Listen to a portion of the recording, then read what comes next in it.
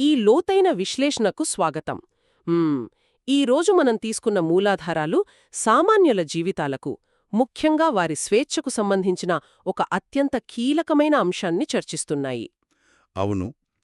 ఈ విశ్లేషణ యొక్క ముఖ్య ఉద్దేశమేంటంటే, సామాన్య ప్రజలను పోలీసు వ్యవస్థ యొక్క ఏకపక్ష అరెస్టుల భయం నుండి రక్షించే ఒక అద్భుతమైన చట్టపరమైన కవచం గురించి మనం మాట్లాడుకోబోతున్నాం. ఖచ్చితంగా.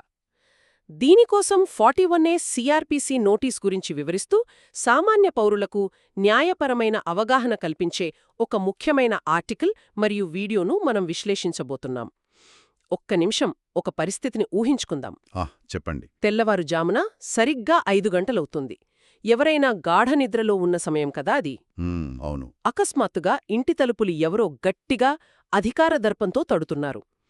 తలుపు తీసి చూస్తే ఎదురుగా పోలీస్ వాహనాలు, చుట్టుముట్టిన పోలీసులు. నీమీద తీవ్రమైన కేసు నమోదయింది, వెంటనే స్టేషన్కిరా, నిన్ను ఇప్పుడే అరెస్ట్ చేస్తున్నాం అని వాళ్లు కఠినంగా చెబితే ఆ క్షణంలో వాతావరణం ఎలా ఉంటుందో ఊహించండి. గుండె ఆగినంత పనవుతుంది. నిజంగానే. కాళ్ళు చేతులు వణుకుతాయి, మెదడు మొద్దుబారిపోతుంది. ఏం చెయ్యాలో, ఎవరికి ఫోన్ చెయ్యాలో అర్థంకాని ఒక భయానకమైన నిస్సహాయ స్థితి అది. సరే, దీన్ని వివరంగా పరిశీలిద్దాం. అసలు ఇలాంటి అర్ధరాత్రి అరెస్టుల వెనుక ఉన్న చట్టపరమైన వాస్తవాలేమిటి? చూడండి, ఆ భయమనేది కేవలం ఒక వ్యక్తిగత భావోద్వేగం కాదు. అది దశాబ్దాలుగా మన సిస్టంలో పాతుకుపోయిన ఒక పవర్ డైనమిక్. వలసవాద కాలం నుంచి పోలీసులంటే ఒక భయంకరమైన అధికార కేంద్రంగా సమాజంలో ముద్రపడిపోయింది. కరెక్ట్. కాని ఇక్కడ ఆ భయానక వాతావరణాన్ని సమూలంగా మార్చేయగల ఒక కీలకమైన వాస్తవం మన చట్టాల్లోనే దాగి ఉంది. భారతీయ చట్టాల ప్రకారం ఏ నేరానికైతే 7 ఏళ్ల కంటే తక్కువ జైలు శిక్ష పడే అవకాశం ఉంటుందో ఆ కేసుల్లో పోలీసులు ఎవరినీ నేరుగా, అంటే ఆధారాలు లేకుండా, కేవలం ఫిర్యాదందిన వెంటనే తక్షణమే అరెస్టు చేయడానికి వీల్లేదు. వావ్, ఇది చాలామందికి తెలియని విషయం కదా? అవును. దానికి బదులుగా వాళ్లు 41A CRPC నోటీస్ అనే ఒక లిఖితపూర్వక పత్రాన్ని ఆ వ్యక్తికివ్వాలి. ఇది పోలీసులు దయతో ఇచ్చేది కాదు, ప్రతి పౌరుడికి రాజ్యాంగం కల్పించిన ప్రాథమిక హక్కు. ఈ పాయింట్ నిజంగానే ఎంతో మందికి ఒక పెద్ద ఊరట. ఎందుకంటే మన దేశంలో చట్టం కంటే, న్యాయస్థానాల కంటే కూడా పోలీస్ స్టేషన్ మెట్లెక్కాలంటేనే ప్రజల్లో తీవ్రమైన భయం ఉంటుంది. ముమ్మాటికి నిజం. చాలాసార్లు మనం వార్తల్లో చూస్తుంటాం, లేదా మన చుట్టుపక్కల వింటూ ఉంటాం కదా, ముఖ్యంగా భార్యాభర్తల మధ్య వచ్చే గొడవలు, అంటే 498A లాంటి వరకట్న వేధింపుల కేసులు కావచ్చు, లేదా పొరుగువారితో వచ్చే చిన్న చిన్న తగాదాలు, ఆస్తులకు సంబంధించిన సివిల్ వివాదాలు కావచ్చు.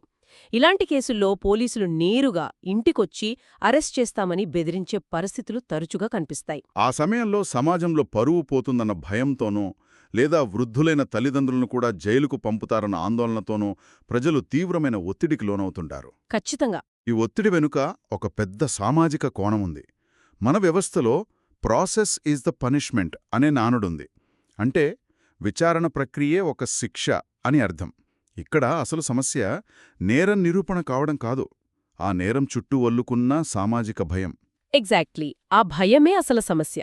చట్టంపై సరైన అవగాహన లేకపోవడం వల్లే చాలామంది ఇలాంటి బెదిరింపులకు భయపడిపోయి అడిగినంత డబ్బులు లంచంగా ఇవ్వడమో, లేదా ఎవరైతే తప్పుడు కేసులు పెట్టారో వారి బ్లాక్మెయిల్కు తలొగ్గి అన్యాయమైన రాజీపట్టమో చేస్తుంటారు. ఒకసారి అరెస్ట్ అయితే అది కేవలం పోలీస్ స్టేషన్ రికార్డుల్లో ఒక కేసులాగా మిగిలిపోదు. అవును, అది జీవితాంతం వెంటాడుతుంది. కరెక్ట్. అదొక వ్యక్తి పరువు, వారి కుటుంబం యొక్క ప్రతిష్ట, భవిష్యత్తు కెరియర్ను శాశ్వతంగా దెబ్బతీసే అంశంగా మారుతుంది. సమాజంలో ఒకసారి జైలుకు వెళ్లి వచ్చిన వ్యక్తిని వాళ్లు నిర్దోషులైనా సరే చూసే దృక్పథం ఎలా ఉంటుందో మనందరికీ తెలుసు. అందుకే ఈ 41A నోటీస్ అనేది కేవలం ఒక కాగితం కాదు, అది స్టేట్ పవర్కు మరియు వ్యక్తిగత స్వేచ్ఛకు మధ్య ఉన్న బ్యాలెన్స్. అయితే మనం ఇంతకుముందు 41A CRPC అని చెప్పుకున్నాం కదా, ఇటీవల మన దేశంలో క్రిమినల్ చట్టాల్లో భారీ మార్పులొచ్చాయి. పాత చట్టం ప్రకారం దీని సెక్షన్ 41A అంటారు. మరి కొత్తగా వచ్చిన భారతీయ నాగరిక్ సురక్షా సంహిత అంటే BNSS చట్టంలో దీని పరిస్థితేమిటి? నిబంధనలేమైనా మారాయా? అంటే దీని అసలు అర్థమేమిటి? ఈ చట్టపరమైన మార్పులను సామాన్యులు ఎలా అర్థం చేసుకోవాలి? చట్టాల పేర్లు, సెక్షన్ల నంబర్లు మారిన మాట వాస్తవమే, కానీ ఆ చట్టం యొక్క మూల ఉద్దేశ్యం పౌరుల స్వేచ్ఛను రక్షించాలన్న దాని ప్రాథమిక లక్ష్యం ఏమాత్రం మారలేదు. ఓకే, అది రిలీఫ్ ఇచ్చే విషయం. అవును, పాత క్రిమినల్ ప్రొసీజర్ కోడ్లో ఉన్న సెక్షన్ 41A నిబంధనలు ఏవైతే ఉన్నాయో అచ్చం అవే నిబంధనలు కొత్త చట్టమైన BNSSలో కూడా యథాతథంగా పొందుపరచబడ్డాయి. కాబట్టి కొత్త పేర్లు చూసి సామాన్యులు కంగారుపడాల్సిన పనిలేదు. సూపర్బ్! దీని వెనుకున్న అసలు అర్థాన్ని, ఆ నోటీసు ఎలా పనిచేస్తుందో వివరించే 3 ముఖ్యమైన నిబంధనలను మనం జాగ్రత్తగా విశ్లేషించాలి. మొదటి నిబంధన హాజరు కావడం. పోలీసులు ఈ నోటీసు ఇచ్చినప్పుడు అందులో వాళ్లు ఒక నిర్దిష్ట సమయాన్ని, తేదీని, స్థలాన్ని స్పష్టంగా పేర్కొంటారు. ఆ సమయానికి ఆ వ్యక్తి ఖచ్చితంగా పోలీస్ స్టేషన్కు లేదా వాళ్లు సూచించిన అధికారి ముందు విచారణకు హాజరు కావాలి. అంటే చట్టం మనకు రక్షణ కల్పిస్తోంది కదా అని నిర్లక్ష్యంగా వ్యవహరించడానికి వీల్లేదన్నమాట.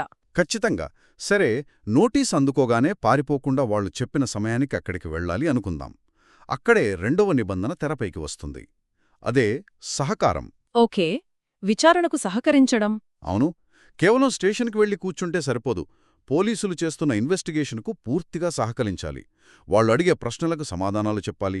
కేసుకు సంబంధించిన ఏవైనా ఆధారాలు, డాక్యుమెంట్లు అడిగితే వాటిని అందించాలి. విచారణ ప్రక్రియకు ఎటువంటి ఆటంకం కలిగించకూడదు. అర్థమైంది. మరి మూడో నిబంధన? మూడవది, అత్యంత కీలకమైనది అరెస్ట్ లేదు. ఎవరైతే ఈ నోటీసు అందుకుని సమయానికి హాజరై విచారణకు సరిగ్గా సహకరిస్తున్నారో, ఆ షరతులన్నింటినీ పాటిస్తున్నంతకాలం పోలీసులు ఆ వ్యక్తిని ఎట్టి పరిస్థితుల్లోనూ అరెస్ట్ చెయ్యకూడదు. ఎట్టి పరిస్థితుల్లోనూ అరెస్టు చేయకూడదు. అవును, విచారణ కొనసాగుతుంది. అవసరమైతే కోర్టులో ఛార్జ్షీట్ కూడా దాఖలు చేస్తారు. కాని ఆ వ్యక్తి యొక్క స్వేచ్ఛకు ఎటువంటి భంగం వాటిల్లదు. వాళ్ళు జైలుకు వెళ్లకుండానే బయట ఉండి తమ కేసును న్యాయపరంగా ఎదుర్కోవచ్చు. కొంచెం ఆగండి. ఇక్కడొక సామాన్యుడి కోణంలో ఆలోచిస్తే ఒక సందేహం వస్తోంది. దశాబ్దాలుగా ఎంతో పవర్ ఎంజాయ్ చేస్తున్న పోలీస్ వ్యవస్థ కేవలం ఒక చిన్న కాగితం ముక్క, ఒక నోటీస్ ఇవ్వగానే అరెస్ట్ చేయకుండా ఆగిపోతుందా? మంచి ప్రశ్న. ఇది వినడానికి చాలా బావుంది, కానీ వాస్తవ ప్రపంచంలో చట్టాల్లో ఎప్పుడూ లొసుగులుంటాయి కదా. పోలీసులు ఈ నిబంధనను దాటవేసి అరెస్టు చేయడానికి ఏవైనా మినహాయింపులున్నాయా? ఈ సందేహం రావడం చాలా సహజం. ప్రతి చట్టంలోనూ కొన్ని మినహాయింపులు ఉంటాయి. ఒకవేళ నోటీసు అందుకున్న వ్యక్తి దాన్ని లెక్క చేయకుండా విచారణకు హాజరు కాకపోయినా, లేదా స్టేషన్కు వెళ్ళినా, సరైన సమాధానాలు చెప్పకుండా విచారణను తప్పుదోవ పట్టిస్తున్నా పోలీసులకు అధికారమొస్తుంది. ఓహో, అప్పుడు అరెస్ట్ చెయ్యొచ్చన్నమాట. ముఖ్యంగా బయట ఉంటే ఆ వ్యక్తి ఆధారాలను నాశనం చేస్తున్నారని లేదా సాక్షులను భయభ్రాంతులకు గురిచేస్తున్నారని పోలీసులకు అనిపిస్తే అప్పుడు వాళ్లు అరెస్టు చేసే అధికారం కలిగి ఉంటారు. కానీ ఇక్కడొక అద్భుతమైన చెక్ అండ్ బాలన్స్ ఉంది. అదేంటి? పోలీసులు తమ ఇష్టమొచ్చినట్లు అరెస్టు చేయడానికి లేదు. అలా అరెస్టు చెయ్యాలంటే అందుకు గల స్పష్టమైన కారణాలను లిఖితపూర్వకంగా, అంటే రీజన్ ఫర్ అరెస్ట్ ని రికార్డులో రాసి చూపిస్తూ మాత్రమే అరెస్టు చెయ్యాలి. కొన్ని సందర్భాల్లో మెజిస్ట్రేట్ నుండి ముందస్తు అనుమతి కూడా తీసుకోవాల్సి వస్తుంది. కాబట్టి ఆకస్మిక, అకారణ అరెస్టులకు చట్టం ఎలాంటి అవకాశమూ ఇవ్వలేదు. ఇక్కడి విషయం అత్యంత ఆసక్తికరంగా మారుతుంది. ఈ చట్టం పుస్తకాల్లో, కాగితాల మీద వినడానికి బాగానే ఉంది. కాని ఇది క్షేత్రస్థాయిలో ఒక సాధారణ పౌరుడికి ఎలా ఉపయోగపడుతుందో తెలుసుకోవడానికి మన మూలాధారాలలో ఉన్న ఒక రియల్ లైఫ్ ఉదాహరణను చూద్దాం. సురేష్ కథ కదా? అవును, హైదరాబాద్కు చెందిన సురేష్ అనే ఒక సాఫ్ట్వేర్ ఇంజనీర్ కథ ఇది. అతనిపై అతని భార్య 498A సెక్షన్ కింద వరకట్న వేధింపుల కేసు పెట్టింది. ఒకరోజు సురేష్ తన ఆఫీసులో వందలాది మంది సహోద్యోగుల మధ్య పనిచేసుకుంటున్న సమయంలో పోలీసులు సరాసరి ఆఫీస్కు వచ్చారు. అది నిజంగా చాలా టెన్షన్ క్రియేట్ చేసే సిచ్యువేషన్. అక్కడ మేనేజర్ల ముందు, తోటి ఉద్యోగుల ముందు సురేష్ను వెంటనే అరెస్ట్ చేసి తీసుకెళ్తామని బెదిరించారు. ఆ పరిస్థితి ఎంత అవమానకరంగా, ఎంత భయానకంగా ఉంటుందా మనం ఊహించుకోవచ్చు. సాధారణంగా ఎవరైనా సరే ఆ పబ్లిక్ హ్యూమిలియేషన్ తట్టుకోలేక భయపడిపోయి వాళ్లు చెప్పినట్లు వింటారు, లేదా ఏడుస్తూ బతిమాలుకుంటారు. బహిరంగ అవమానమనేని పౌరులను మానసికంగా దెబ్బతీయడానికి వ్యవస్థ ఉపయోగించే ఒక పాతకాలపు ఆయుధం. ఇలాంటి పరిస్థితుల్లో చాలామంది ఆ ఒత్తిడిని తట్టుకోలేక అక్కడికక్కడే కుప్పకూలిపోతారు, లేదా కోపంతో పోలీసులతో వాగ్వివాదానికి దిగి తమ పరిస్థితిని తామే మరింత దిగజార్చుకుంటారు. కానీ సురేష్ అలా చేయలేదు. అతను ఆ అవమానానికి కృంగిపోలేదు, పోలీసులతో గొడవపడలేదు. అతను ప్రశాంతంగా తనకున్న చట్టపరమైన నాలెడ్జ్ను ఉపయోగించాడు. ఆఫీసులో అందరూ చూస్తుండగానే పోలీసులతో చాలా ధైర్యంగా ఇలా ప్రశ్నించాడు. సార్, నాపై నమోదైన సెక్షన్లో శిక్ష 7 ఏళ్ల లోపు ఉంటుంది కదా, అలాంటప్పుడు సుప్రీంకోర్టు మార్గదర్శకాల ప్రకారం నాకు 41A నోటీస్ ఇవ్వకుండా ఎలా అరెస్ట్ చేస్తారు అని అడిగాడు. గ్రేట్. ఆ ఒక్క ప్రశ్నతో అక్కడ సీన్ మొత్తం మారిపోయింది. సురేష్ చూపించిన ఆ ధైర్యం, ఆ చట్టపరమైన అవగాహన నిజంగా ఒక డేవిడ్ వర్సెస్ గోలియాత్ పోరాటం లాంటిది. ఇక్కడ గమనించాల్సిన అద్భుతమైన విషయమేమిటంటే, సురేష్ అడిగిన ఆ ఒక్క ప్రశ్న వెనుక ఒక సామాన్యుడి గొంతు మాత్రమే లేదు, దేశ అత్యున్నత న్యాయస్థానమిచ్చిన ఒక చారిత్రాత్మక తీర్పు యొక్క బలముంది. అర్నేష్ కుమార్ కేసు గురించి చెప్తున్నారా? ఖచ్చితంగా. Arnesh Kumar versus state of Bihar case తీర్పది. సురేష్ ఆ తీర్పును ప్రస్తావించగానే అంత అధికార దర్పంతో వచ్చిన పోలీసులు ఎందుకు వెనక్కి తగ్గారో మనం లోతుగా అర్థం చేసుకోవాలి. ఆ కేసులో సుప్రీంకోర్టు ఒక తీవ్రమైన విషయాన్ని గమనించింది. ముఖ్యంగా 498A లాంటి వివాహ సంబంధిత కేసుల్లో పోలీసులు విచక్షణారహితంగా చిన్నపిల్లలను, వృద్ధులను కూడా అరెస్ట్ చేస్తూ పౌరుల ప్రాథమిక హక్కులను కాలరాస్తున్నారని కోర్టు ఆగ్రహం వ్యక్తం చేసింది. అవును, చాలా దారుణమైన పరిస్థితులు చూశాం మనం. అందుకే దేశవ్యాప్తంగా ఉన్న పోలీస్ వ్యవస్థకు ఒక స్పష్టమైన, కఠినమైన గీత గీసింది సుప్రీంకోర్టు. అరెస్ట్ అనేది ఒక వ్యక్తిని విచారించడానికి వాడే సాధనం మాత్రమే కాని ఆ వ్యక్తికి శిక్ష విధించడానికి వాడే ఆయుధం కాదని స్పష్టం చేసింది. కానీ ఒక సామాన్యుడికి వచ్చే అనుమానమేమిటంటే, సుప్రీంకోర్టు తీర్పులిస్తుంది సరే, ఒకవేళ ఆ పోలీస్ అధికారి ఆ తీర్పును పక్కన పెట్టి తన ఈగో దెబ్బతిందని ఆ వ్యక్తిని బలవంతంగా అరెస్ట్ చేస్తే వాళ్లమీద ఎవరు యాక్షన్ తీసుకుంటారు? ఇక్కడే ఈ తీర్పు యొక్క నిజమైన శక్తి దాగి ఉంది. సుప్రీంకోర్టిచ్చిన వార్నింగ్ ఎంత కఠినమైనదంటే, ఒకవేళ ఏ పోలీస్ ఆఫీసర్ అయినా ఈ 7 ఏళ్ల నిబంధనను ఉల్లంఘించి కారణాలు రాయకుండా అరెస్టు చేస్తే ఆ అరెస్టు చేసిన అధికారిపై డిపార్ట్మెంటల్ యాక్షన్ తీసుకుంటారు. అంటే ఉద్యోగానికే ప్రమాదమన్నమాట. అవును. దీన్ని సామాన్య భాషలో చెప్పాలంటే ఆ అధికారి ప్రమోషన్లో ఆగిపోవచ్చు, లేదా వాళ్ల ఉద్యోగానికి ఎసురు రావచ్చు. అంతటితో ఆగకుండా కోర్టు ఆదేశాలను ధిక్కరించినందుకుగాను ఆ అధికారిపై కోర్టు ధిక్కరణ కింద కేసు నమోదు చేస్తారు. Contempt of court. Correct. Court ధిక్కరణ అంటే ఏదో చిన్న ఫైన్ కట్టి వదిలేసే విషయం కాదు. ఆ పోలీస్ అధికారి స్వయంగా కోర్టు బోన్లో నిలబడాలి, జైలు శిక్ష కూడా అనుభవించాల్సి రావచ్చు. అంటే ఎవరైతే అరెస్ట్ చేసి భయపెట్టాలని చూశారో వారే జైలుకు వెళ్లే పరిస్థితి వస్తుంది. సురేష్కు ఈ విషయం తెలుసు కాబట్టే అతను అంత ధైర్యంగా నిలబడగలిగాడు. ఆ అధికారి కూడా తన ఉద్యోగం పోతుందన్న భయంతోనే వెనక్కి తగ్గారు. వావ్! ఇది నిజంగా సామాన్యులకు ఒక బ్రహ్మాస్త్రం లాంటిదే. ఆ తర్వాత సురేష్ కేసులో ఏం జరిగిందంటే, పోలీసులు పరిస్థితి అర్థం చేసుకుని తమ పరిమితులు తెలుసుకుని అతన్ని ఆఫీస్లో అరెస్ట్ చేయలేదు. దానికి బదులుగా 41A నోటీసిచ్చి ఫలానా సమయానికి స్టేషన్కు వచ్చి తన వాదనను రికార్డ్ చేయాల్సిందిగా కోరారు. ఆ విధంగా సురేష్ జైలుకు వెళ్లకుండానే, ఆఫీస్లో తన తోటి ఉద్యోగుల ముందు పరువు పోగొట్టుకోకుండానే తన లీగల్ బ్యాటిల్ను గౌరవప్రదంగా ప్రారంభించగలిగాడు. ఎగ్జాక్ట్లీ. ఇక్కడ మనం మూలాధారాలు హైలైట్ చేస్తున్న అత్యంత కీలకమైన పాయింట్, అరెస్ట్ అనేది ఇన్వెస్టిగేషన్లో భాగం మాత్రమే, అది ఒక శిక్ష కాదు. ఖచ్చితంగా. మన దేశ న్యాయశాస్త్రం ప్రకారం నేరం నిరూపితమయ్యే వరకు ఏ వ్యక్తిని నేరస్తుడిగా చూడకూడదు. అవసరం లేనప్పుడు కేవలం భయపెట్టడానికో లేదా వేధించడానికో అరెస్టు చేయడం ప్రాథమిక హక్కుల ఉల్లంఘన. ఈ మొత్తం వ్యవహారంలో పవర్ డైనమిక్స్ ఎలా మారుతున్నాయో చూడటం చాలా ఆసక్తికరం. పౌరుడు చట్టాన్ని తెలుసుకున్నప్పుడు వ్యవస్థ తన ఇష్టారాజ్యంగా ప్రవర్తించలేకపోతోంది. చట్టమనేది పాలకుల చేతిలో ఆయుధం మాత్రమే కాదు, పాలితుల చేతిలో రక్షణ కవచం కూడా. సరే, చట్టం గురించి, సుప్రీంకోర్టు తీర్పుల వెనుక ఉన్న లోతైన అర్థం గురించి తెలుసుకున్నాం. కానీ రేపు పొద్దున్న నిజంగానే ఎవరికైనా పోలీసులు ఎదురుపడి అరెస్ట్ చేస్తామంటే అప్పుడు ఆచరణాత్మకంగా ఏం చెయ్యాలి? ఆ భయంకరమైన క్షణంలో ఎలా స్పందించాలి? దీనికి సంబంధించి ఒక ఊహాత్మక పరిస్థితిని తీసుకుందాం. తప్పకుండా. పోలీసులు ఇంటికి వచ్చారు, అరెస్ట్ అంటున్నారు.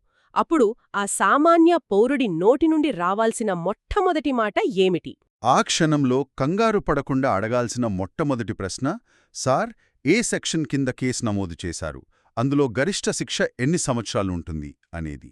ఇది అత్యంత ప్రాథమికమైన మరియు ముఖ్యమైన అడుగు. ఎందుకంటే ఆ సెక్షన్లలో ఉన్న గరిష్ట శిక్షాకాలమే ఆ కేసు యొక్క తీవ్రతను మరియు పోలీసులకున్న పరిమితులను నిర్ణయిస్తుంది. ఏ నేరం మోపారో అందులో శిక్ష ఏమిటో తెలియకుండా వాళ్ళు చెప్పింది గుడ్డిగా వినాల్సిన అవసరం ఏ పౌరుడికీ లేదు.